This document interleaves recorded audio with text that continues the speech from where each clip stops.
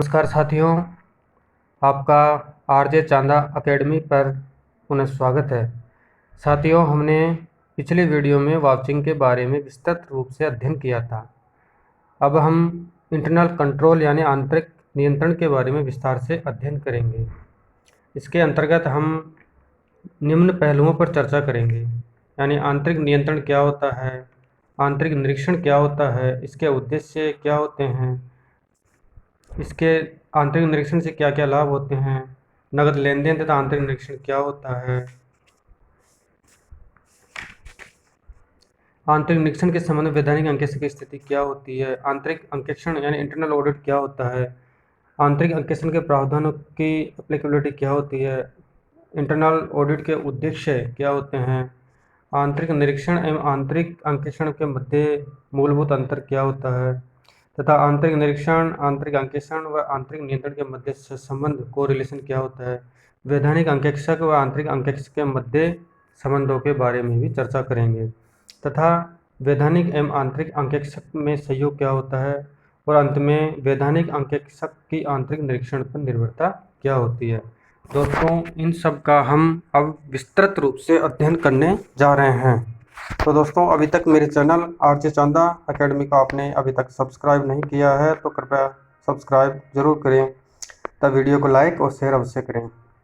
दोस्तों, हम अब अपना चैप्टर स्टार्ट करते हैं, यानी आंतरिक नियंत्रण क्या होता है। आंतरिक नियंत्रण के अंतर्गत वे सभी कार्य आते हैं, यानी वे सभी कार्य आते हैं जिनके द्वारा व्यवसाय के प्रत्येक पहलू को नियंत्रित किया जा सकता है।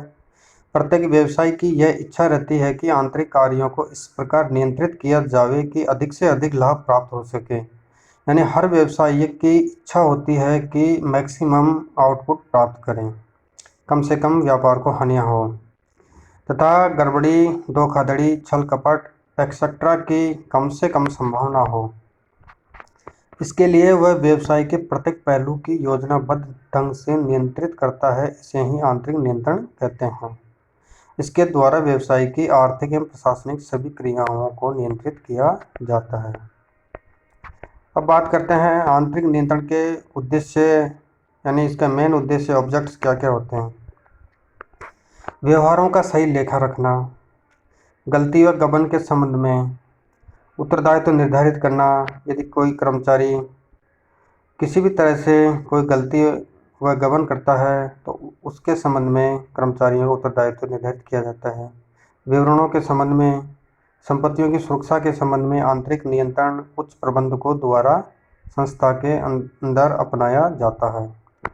लास्ट में कुशलता एवं निष्पत्ति में सुधार, यानी आपकी एफिशिएंसी और परफॉर्मेंस में सुधार का कार्य आंतरिक नियंत्रण के माध्यम से किया जाता है। हो सकता है किसी कर्मचारी का आउटपुट कम हो तो उस मैक्सिमम आउटपुट प्राप्त करने के लिए प्रबंधकों द्वारा आवश्यक कदम उठाए जाते हैं। आंतरिक नियंत्रण का यह भी उद्देश्य है कि सामग्री यानी मटेरियल, श्रम, लेबर, प्लांट तथा पूंजी के उपयोग में कुशलता लाई जा सके तथा व्यवसाय की निष्पत्ति परफॉर्मेंस में सुधार किया जा सके। अब बात करते हैं आंतरिक लेखा नियंत्रण को भी दो भागों में बांटा जाता है, यानी जो इंटरनल कंट्रोल होता है उसके अंतर्गत आंतरिक लेखा नियंत्रण को भी दो भागों में बांटा जाता है। एक तो होता है आंतरिक निरीक्षण यानी इंटरनल चेक, दूसरा होता है आंतरिक अंकेक्षण इंटरनल ऑडिट। अब हम बात करते हैं आंतरिक निरीक्षण की यानी इंटरनल चेक की। इंटरनल चेक क्या होता है दोस्तों? विस्तृत अर्थ में आंतरिक निरीक्षण से तात्पर्य ऐसे सभी उपायों से लगाया जाता है जिन्हें व्यापारिक व्यवहारों को पुस्तकों में शुद्ध लेखन के लिए अपनाया जाता है। इसके अंतर्गत प्रत्येक व्यवहार के लेखा कार्यों को अलग अलग खंडों में विभाजित कर दिया जाता है और प्रत्येक खंड का संपादन अलग अलग व्यक्ति करता है। अब बात करते हैं आंतरिक निरीक्षण की सर्वांगीण परिभाषा। दोस्तों, यह ध्यान रखना है कि एग्जाम में क्वेश्चन परिभाषा का आ सकता है। आंतरिक निरीक्षण व्यवसाय के कार्यों की ऐसी व्यवस्था है जिसके द्वारा कर्मचारियों में कार्य विभाजन इस प्रकार कर दिया जाता है कि किसी भी व्यवहार के समस्त पहलुओं यानी एस्पेक्ट्स का लेखन किसी एक व्यक्ति के पूर्ण अधिकार में न रहे और प्रत्येक कर्मचारी का कार्य अनिवार्यतः स्वतंत्र रूप से दूसरे कर्मचारियों द्वारा जांचा जा सके। ताकि बिना दलबंदी कोलिजन के गबन न हो सके, और यदि हो भी तो वह शीघ्र ही पकड़ में आ जाए और इसी प्रकार गलतियों की संभावना कम रह जाए। आंतरिक निरीक्षण की परिभाषा का विश्लेषण करते हैं। कर्मचारियों में कार्य विभाजन की व्यवस्था की जाती है, अनिवार्य जांच की जाती है, गलतियों की संभावना कम से कम होती है, बिना दलबंदी के गबन का छिपे रहना असंभव होता है। यानी दोस्तों, मोटा मोटा आंतरिक निरीक्षण का मतलब होता है कि संस्था के अंतर्गत ऐसा सिस्टम बनाया जाता है, जैसे आप किसी कंपनी या व्यापार में कार्य करते हो तो वहाँ पर कर्मचारियों को ऐसा क्रमबद्ध प्रदान किया जाता है कि एक कर्मचारी की ऑटोमेटिक जांच दूसरा कर्मचारी स्वतः ही कर लेगा, जिससे गलतियां, गबन, अशुद्धि तुरंत पकड़ में आ जाएगी तथा कंपनी को अपने लक्ष्यों की प्राप्ति आसानी से उपलब्ध हो जाएगी। अब बात करते हैं आंतरिक निरीक्षण के उद्देश्य, ऑब्जेक्ट्स ऑफ इंटरनल चेक की। छल कपट को रोकना, यानी जो फ्रॉड होता है उनको रोकना होता है। अशुद्धियों को रोकना होता है। अशुद्धियों एवं छल कपट को शीघ्र पकड़ना होता है। रेस्पॉन्सिबिलिटी का निर्धारण होता है। व्यावसायिक व्यवहारों का सही लेखा करना होता है।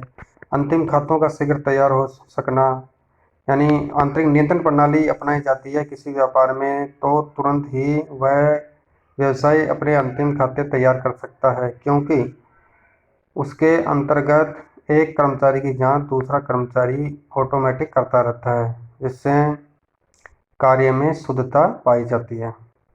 अंकेक्षण कार्य का सरल होना, क्योंकि अंकेक्षण कार्य का सरल होना इसलिए होता है कि आंतरिक नियंत्रण प्रणाली जितनी मजबूत होती है उससे ऑडिटर को अंतिम खाते शीघ्र तैयार मिलते हैं तथा खातों के अंदर किसी भी प्रकार की गड़बड़ी नहीं पाई जाती है। अब बात करते हैं आंतरिक निरीक्षण में सावधानियां क्या क्या बरतनी चाहिए। आंतरिक निरीक्षण एक स्वचालित प्रक्रिया नहीं है, यानी आंतरिक निरीक्षण एक स्वचालित प्रक्रिया नहीं है, यह मानवीय प्रक्रिया होती है, मानव द्वारा चलवाई जाती है। अधिकतम कमजोर कड़ी के समय में सावधानी बरतनी चाहिए। मानव संसाधन विकास करना चाहिए। उपकरण, इक्विपमेंट, देखभाल, पुनरीक्षण या रिव्यू करना चाहिए। अब बात करते हैं आंतरिक निरीक्षण से क्या क्या लाभ है। एडवांटेज ऑफ इंटरनल चेक्स हैं। कर्मचारियों का सावधान होना, यानी कर्मचारी सावधान होकर कार्य करते हैं कि ऊपर से हमारे प्रबंधक या डायरेक्टर्स अपनी निगरानी रख रहे हैं, कंट्रोल कर रहे हैं, तो उनको सावधानी के साथ कार्य करना होता है। कर्मचारियों का ईमानदार होना, कर्मचारी ईमानदार होते हैं। संपूर्ण वातावरण पर नैतिक प्रभाव, यदि संस्था के अंदर ईमानदारी होगी, समय पर काम होगा तो स्वभावतः नैतिक प्रभाव का जन्म होता है। अशुद्धियों, छल कपट में कमी होती है। छल कपट एवं अशुद्धियों को शीघ्र पकड़ा जा सकता है। अंतिम खातों का शीघ्र तैयार होना भी एक कार्य होता है। अगला होता है अंकेक्षक को सुगमता होती है जांच करने में। प्रत्येक व्यक्ति का उत्तरदायित्व तो निश्चित होता है। व्यवसायी का निश्चित होना। अब बात करते हैं नगद लेन देन एवं आंतरिक निरीक्षण, यानी cash transaction and internal check क्या होता है। कैश बुक में सभी नकद लेन देनों के लेखे किए जाते हैं, यानी कैश मोस्टली कैश बुक के अंतर्गत जो व्यापार के अंतर्गत दिन प्रतिदिन का लेन देन होता है, नगद लेन देन, उसको कैश बुक के माध्यम से जनरल प्रविष्टि की जाती है। नकद लेन देनों के संबंध में आंतरिक निरीक्षण प्रणाली समझने से पहले कुछ आधारभूत नियमों को ध्यान में रखना चाहिए। यानी जिन कर्मचारियों के पास रोकड़ बही हो उन्हें व्यापार से संबंधित लेन देनों का लेखा करने वालों से अलग रखना चाहिए। यानी जिन कर्मचारियों के पास रोकड़ बही हो उन्हें व्यापार से संबंधित लेन देनों का लेखा करने वालों से अलग रखना चाहिए। काम को इस प्रकार विभाजित करना चाहिए कि प्रत्येक व्यक्ति अपने काम के लिए उत्तरदायी ठहराया जा सके, यानी प्रत्येक कर्मचारी की रेस्पॉन्सिबिलिटी निर्धारित करनी चाहिए। अगला है नकद लेन देनों को दो भागों में विभाजित किया जा सकता है, यानी जो कैश ट्रांजैक्शन होते हैं वो दो भागों में डिवाइडेड किए जाते हैं। पहला है नकद प्राप्ति, कैश रिसिप्ट। दूसरा नकद भुगतान, कैश पेमेंट। नकद प्राप्ति किन किन स्रोतों से हुई है, किस तरीके से हुई है, और नकद भुगतान किन किन को करना है, किस माध्यम से करना है, ये आंतरिक नियंत्रण प्रणाली के माध्यम से निश्चित की जाती है। अब बात करें नगद प्राप्ति। नगद प्राप्ति प्राय 3 प्रकार की हो सकती है। एक तो डाक द्वारा नगद प्राप्ति होती है, एक खिड़की पर प्राप्ति होती है, एक नगद बिक्री पर प्राप्ति होती है। अब नगद भुगतान किस तरीके से होता है, देखो, साधारण माल के क्रय संबंधी भुगतान, फुटकर खर्चों के भुगतान, यानी साधारण माल के क्रय संबंधी अपन भुगतान करते हैं। दिन प्रतिदिन के माल के लिए अपन व्यापारी द्वारा जो क्रय किया जाता है, फुटकर खर्चे जो रोज़ाना के छोटे मोटे खर्चे होते हैं उनके भुगतान के लिए, वेजेज के पेमेंट के लिए, एक्सेट्रा के सिलसिले में रोकड़ का गबन किया जाता है। अतः प्रत्येक भुगतान संबंधी लेन देन का संतोषप्रद प्रमाण होना चाहिए तथा इन पर व्यवस्थित आंतरिक निरीक्षण प्रणाली अपनाने के लिए समस्त विधि को निम्नलिखित भागों में बांटना चाहिए। यानी लेन देनों को भुगतान के लिए पास करना, भुगतान में दिए जाने वाले चेक तैयार करना, चेक की जांच करना कि चेक सही है या गलत है, फर्जी तो नहीं है, भुगतान संबंधी लेखे तैयार करना, ये सभी कार्य किए जाते हैं। अब आगे है आंतरिक निरीक्षण के संबंध में वैधानिक अंकेक्षक की स्थिति क्या होती है। यानी इंटरनल चेक के रिगार्डिंग जो स्टैट्यूटरी ऑडिटर होता है उसकी स्थिति क्या होती है। देखिए, उसकी स्थिति आंतरिक निरीक्षण के संबंध में विवरण की प्राप्ति करता है, आंतरिक निरीक्षण प्रणाली की जांच करता है कि प्रणाली व्यापार में किस तरीके से अपनाई गई है। आंतरिक निरीक्षण पर अंकेक्षक की निर्भरता, यानी आंतरिक निरीक्षण की एक अच्छी प्रणाली अंकेक्षक के कार्य को कम करती है लेकिन उसके उत्तरदायित्व को कम नहीं करती है। जैसा कि यदि मजबूत आंतरिक निरीक्षण प्रणाली होगी तो अंकेक्षक द्वारा एक टेस्ट चेकिंग यानी परीक्षण जांच के द्वारा ही ट्रांजैक्शनों की जांच की जाती है मुख्यतया। तो उसके कार्य और श्रम में बचत होती है।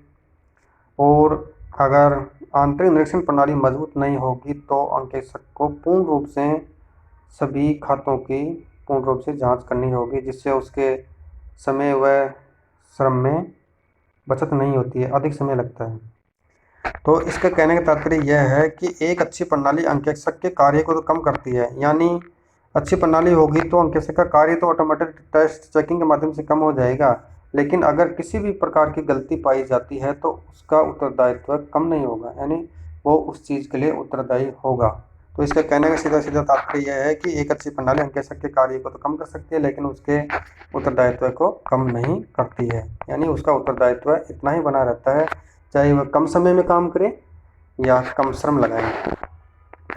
अब बात करते हैं भारतीय कंपनी अधिनियम 2013 की धारा 138 के अंतर्गत, यानी 2013 की धारा 138 के अंतर्गत केंद्रीय सरकार द्वारा जारी किए गए आदेश में कंपनियों में आंतरिक नियंत्रण प्रणाली को विशेष महत्व दिया गया है। यानी इससे पहले के अधिनियम 1956 में इस प्रकार के कोई भी प्रावधान नहीं थे, लेकिन कंपनी अधिनियम 2013 के लागू होने के पश्चात धारा 138 के अंतर्गत सेंट्रल गवर्नमेंट द्वारा आंतरिक नियंत्रण प्रणाली को विशेष महत्व दिया गया है। एक कंपनी के संबंध में अंकेक्षक को अपनी रिपोर्ट में लिखना पड़ता है कि सामग्री व अन्य संपत्तियों के क्रय के संबंध में कंपनी के आकार तथा स्वभाव के अनुरूप आंतरिक नियंत्रण की पर्याप्त व्यवस्था विद्यमान है अथवा नहीं है। यानी कंपनी अधिनियम 2013 की धारा 138 के प्रोविजंस और रूल्स रेगुलेशन तथा मानक के अनुसार आंतरिक नियंत्रण की पर्याप्त व्यवस्था विद्यमान है या नहीं है, यह अंकेक्षक को अपनी रिपोर्ट में लिखना पड़ता है। अब बात करते हैं अंतर्राष्ट्रीय अंकेक्षण तथा आश्वासन मानक मंडल के अनुसार होनी चाहिए। अब अगला पॉइंट है अपना आंतरिक अंकेक्षण यानी इंटरनल ऑडिट। ऊपर वाला तो हो गया आंतरिक जांच यानी इंटरनल चेक का था। अब दूसरा पार्ट है इसका इंटरनल ऑडिट। देखिए इंटरनल ऑडिट क्या होती है, आपको पहले भी बता दिया लेकिन दोबारा देख लो। आंतरिक अंकेक्षण व्यावसायिक संस्था के लेखे और क्रियाओं का पुनर्निरीक्षण यानी रिव्यू है, जो व्यवसाय के ही इस कार्य के लिए नियुक्त कर्मचारियों द्वारा प्राय निरंतर किया जाता है। यानी आंतरिक अंकेक्षण का कार्य कर्मचारियों द्वारा किया जाता है, लेकिन किन कर्मचारियों द्वारा किया जाता है? आंतरिक अंकेक्षण जो संस्था में लगे हुए कर्मचारी हैं उसी संस्था के कर्मचारियों द्वारा इंटरनल ऑडिट का कार्य किया जाता है, यानी किसी बाहरी अंकेक्षक द्वारा कार्य नहीं किया जाता है, उसे इंटरनल ऑडिट कहते हैं।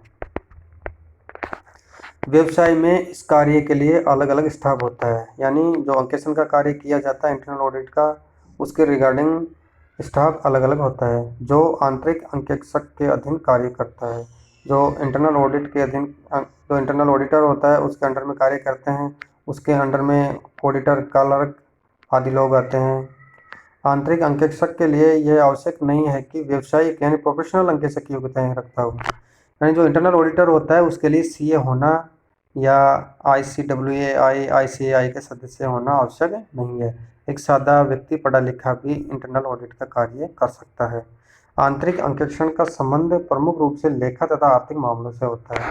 यानी इसका ध्यान रखना है कि आंतरिक अंकेक्षण का मुख्य संबंध क्या होता है। आंतरिक अंकेक्षण का मुख्य संबंध या मुख्य रूप से लेखा तथा आर्थिक मामलों के संबंध में होता है।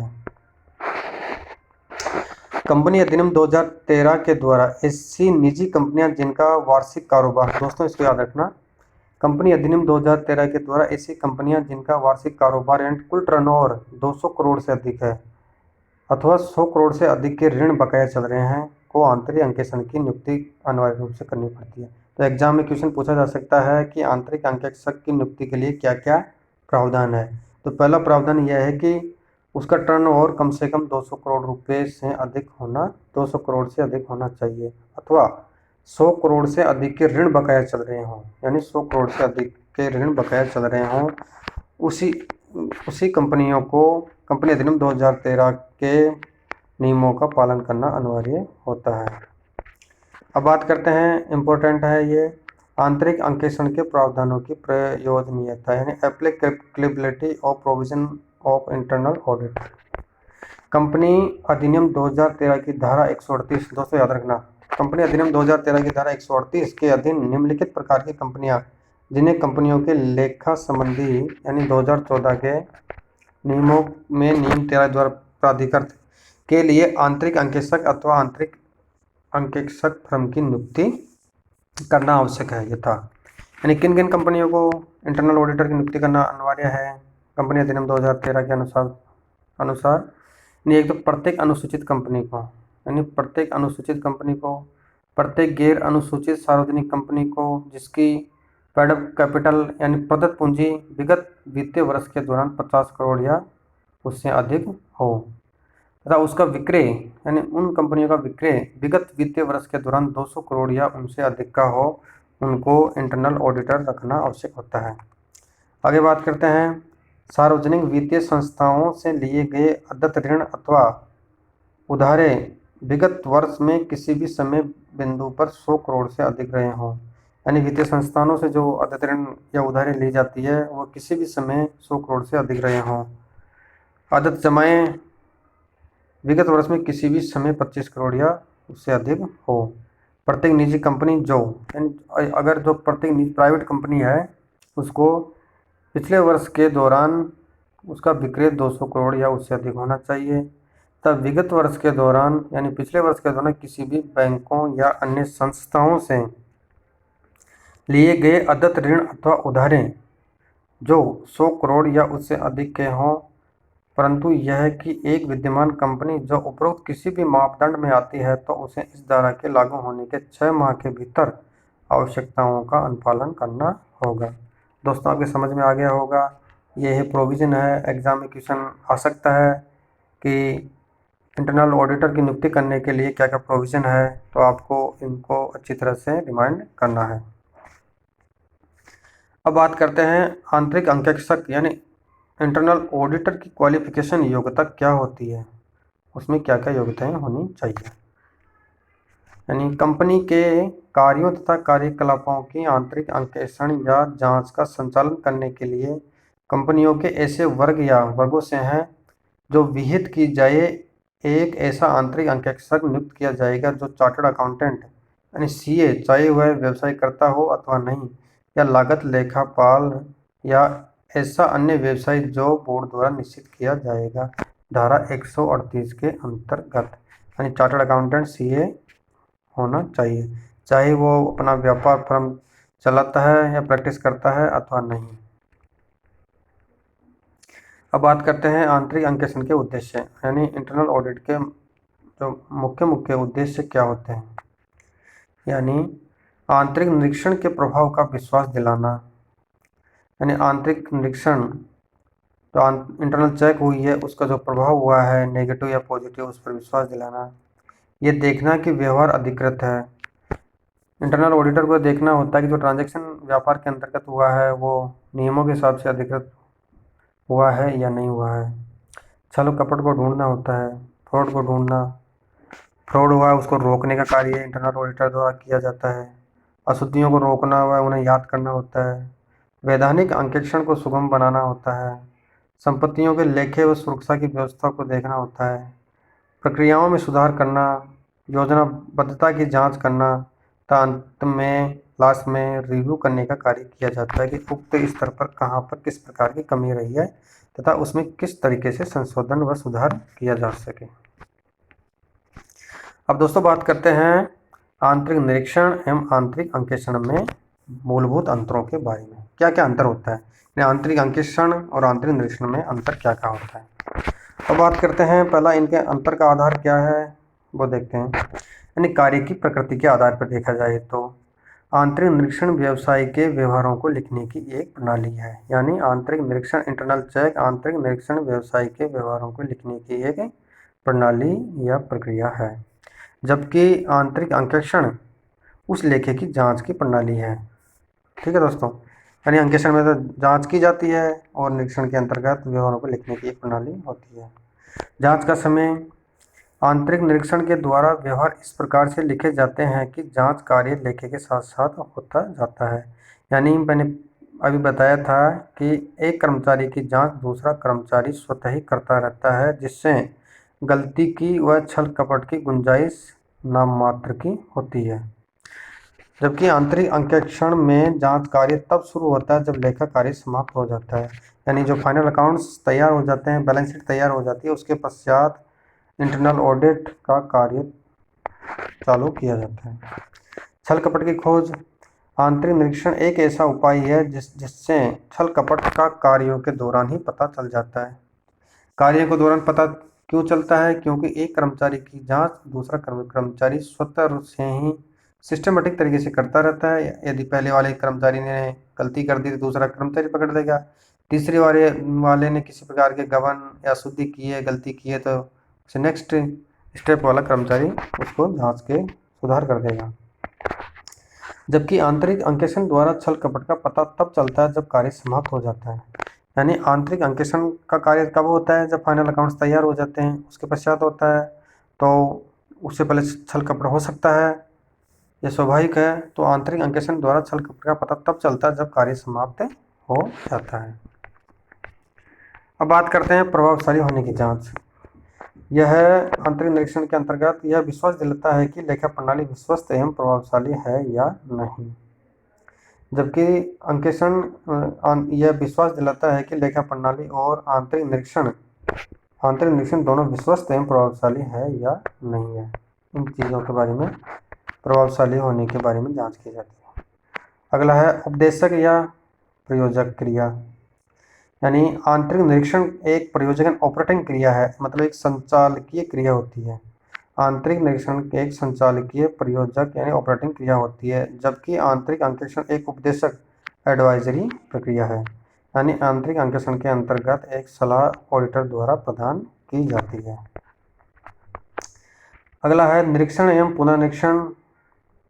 आंतरिक निरीक्षण प्रणाली द्वारा हिसाब किताब की लेखन क्रिया के साथ साथ जांच क्रिया भी चलती रहती है। मैंने पहले बताया था आपको, एक कर्मचारी की जांच दूसरा कर्मचारी करता है। एक कर्मचारी ने लेखा किया, दूसरा कर्मचारी ऑटोमेटिक उसकी जांच करता रहता है। जिससे किसी भी प्रकार का गबन, गलती, छल कपट नहीं होता है, ना के बराबर संभावना रहती है। जबकि आंतरिक अंकेक्षण के द्वारा लेखे का पुनर्निरीक्षण होता है। ठीक है दोस्तों, पृथक व्यक्ति इसमें कौन सा व्यक्ति होता है, इसमें कौन सा व्यक्ति होता है? यानी आंतरिक निरीक्षण में लेखा और जांच करने वाले वही व्यक्ति होते हैं। यानी आंतरिक निरीक्षण इंटरनल चेक के अंतर्गत लेखा और जांच करने वाला व्यक्ति एक ही होता है, जबकि आंतरिक अंकेक्षण में जांच करने वाले व्यक्ति अलग होते हैं। उनका लेखा करने से कोई संबंध नहीं होता है, क्योंकि ऑडिटर बाहरी व्यक्ति होता है। वह स्वतंत्र रूप से व निष्पक्ष रूप से लेखा कार्यों की जांच करता है। अब बात करते हैं दोस्तों वैधानिक अंकेक्षक व आंतरिक अंकेक्षक के मध्य संबंध, relationship between statutory auditor and internal auditor. दोनों के मध्य क्या संबंध होता है? देखिए, दोनों ही अपने कार्य में आधारभूत अंकेक्षण प्रविधियों को अपनाते हैं। यानी जो सेंट्रल गवर्नमेंट या बोर्ड द्वारा गाइडलाइन दी जाती है उसकी प्रविधियों, विधियों और नियमों को ही अपनाते हैं। वे दोनों एक ही क्षेत्र में कार्य करते हैं, यानी ऑडिट के क्षेत्र में कार्य करते हैं। दोनों ही जांच के तरीकों में अपने अपने अनुभव के आधार पर परिवर्तन करते रहते हैं। ये हर व्यक्ति का नज़रिया होता है कि वो किस विवेक से किस तरीके से काम करे। अलग अलग तरीके से हर व्यक्ति कार्य करता है, जो उसकी सोच के ऊपर निर्भर करता है। दोनों को ही यह जानने में रुचि रहती है कि व्यवसाय में अपनाया गया लेखे का तरीका सही एवं उचित है और यह अंतिम खाते बनाने के लिए आवश्यक सामग्री देने के लिए पर्याप्त है अथवा नहीं। यह सब ऑडिटर अपने विवेक से कार्य करता है। उसको लगे कि जो संस्था के प्रबंधकों या कर्मचारियों द्वारा ऑडिट के लिए जो सामग्री उपलब्ध कराई गई है वो पर्याप्त है या नहीं है। यदि उनमें किसी प्रकार के डॉक्यूमेंट्स का अभाव है तो संस्था प्रधान से उन चीज़ों की मांग की जाती है। दोनों ही आंतरिक निरीक्षण की व्यवस्था में अपनाई गई प्रणाली की इसलिए जांच करते हैं कि यह पर्याप्त एवं प्रभावशाली है अथवा नहीं और इसकी कमजोरियों को दूर करने के लिए दोनों ही सुझाव देते हैं। यानी इस प्रणाली के अंतर्गत क्या क्या कमियां रही है, क्या कमियां नहीं रही है। यदि कमियां रही है तो उसके बारे में संस्था प्रधानों को आवश्यक सूचनाएं दी जाती है, सलाह दी जाती है। यह कार्य ऑडिटर अपने द्वारा करता है। अगला है दोनों ही संपत्तियों, दायित्वों एवं व्यवहारों का सत्यापन करते हैं। यानी वैधानिक अंकेक्षक और इंटरनल ऑडिटर दोनों ही असेट्स का, लाइबिलिटीज का और ट्रांजैक्शन का सत्यापन करते हैं कि उक्त संपत्तियां संस्था में विद्यमान है या नहीं है, दायित्व कितने हैं, क्या एक्चुअल दायित्व दिखाए गए हैं और क्या व्यवहार हुए हैं, ट्रांजैक्शन हुए हैं, वो वास्तविक हुए हैं या फर्जी है। जो भी स्थिति है वो उन सभी चीज़ों का दोनों ही ऑडिटर सत्यापन का कार्य करते हैं। अब बात करते हैं वैधानिक अंकेक्षक की आंतरिक अंकेक्षण पर निर्भरता, यानी इसकी डिपेंडेबिलिटी क्या क्या है। Dependence of statutory auditor on internal auditor, यानी वैधानिक अंकेक्षण और आंतरिक अंकेक्षण दोनों अपना अपना महत्व रखते हैं। यानी स्टैट्यूटरी ऑडिटर और आंतरिक अंकेक्षण दोनों अपना अपना इम्पोर्टेंस रखते हैं। किसी व्यवसाय में आंतरिक अंकेक्षण का होना वैधानिक अंकेक्षण की वांछनीयता को कम नहीं कर सकता। देखिए दोस्तों, अगर किसी व्यवसाय में आंतरिक अंकेक्षण का होना जरूरी है तो वैधानिक अंकेक्षण की वांछनीयता को कम नहीं कर सकता है। इसका कहने का तात्पर्य यह है कि अगर किसी व्यवसाय के अंतर्गत इंटरनल ऑडिट की प्रक्रिया अपनाई जा रही है तो उसका यह मतलब नहीं है कि वो वैधानिक अंकेक्षण नहीं करवाएं। उसे इंटरनल ऑडिट के साथ साथ स्टैट्यूटरी ऑडिट भी करवाना अनिवार्य होता है। इसी प्रकार वैधानिक अंकेक्षण आंतरिक अंकेक्षण को प्रतिस्थापित नहीं कर सकता। तो इसका कहने का तात्पर्य यह है कि वैधानिक अंकेक्षण होगा, इंटरनल ऑडिट प्रक्रिया है तो भी होगा, तो वैधानिक अंकेक्षण आंतरिक अंकेक्षण को मतलब सब्स्टिट्यूट नहीं कर सकता, उसको प्रतिस्थापित नहीं कर सकता है। दोनों का अपना अपना अनिवार्य स्थान है और कोई भी एक दूसरे का पूर्ण रूप से स्थान नहीं ले सकता। यानी जिस व्यवसाय में इंटरनल ऑडिट होगी तो होगी, वैधानिक अंकेक्षक होगा तो होगा। ये सब चीज़ें नियमों के हिसाब से ऑडिटर्स को या संस्था प्रधानों को करनी होगी। तो दोस्तों, आज का आपका यह चैप्टर आंतरिक निरीक्षण एवं इंटरनल कंट्रोल कंप्लीट हो गया है। तो दोस्तों, आपको किसी भी प्रकार की क्वेरीज हो तो मुझे कमेंट बॉक्स में कमेंट करें।